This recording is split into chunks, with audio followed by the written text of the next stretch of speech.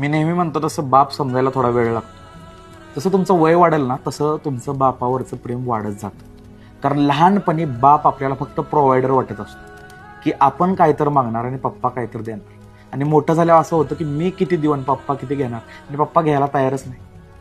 आज कमवूनही पप्पा म्हणतो तुला काही कमी पडतंय का, आणि 2-3 शब्दात फोन ठेवतो.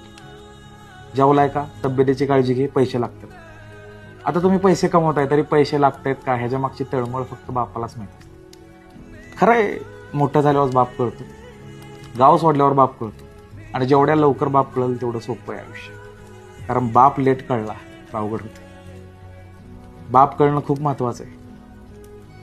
आपल्या आयुष्यातील सगळ्यात महत्वाचा पार्ट, सगळ्यात महत्वाचे वर्ष आपल्या फॅमिलीसाठी, कुटुंबासाठी झिजून बाप आपल्याला देत असतो. आणि जेव्हा आपल्यावर वेळ येते फॅमिलीसाठी काहीतरी करायची, तेव्हा आपल्याला बाप कळतो. आणि खूप कमी बोलण्यात आलेलं आहे बापाच्या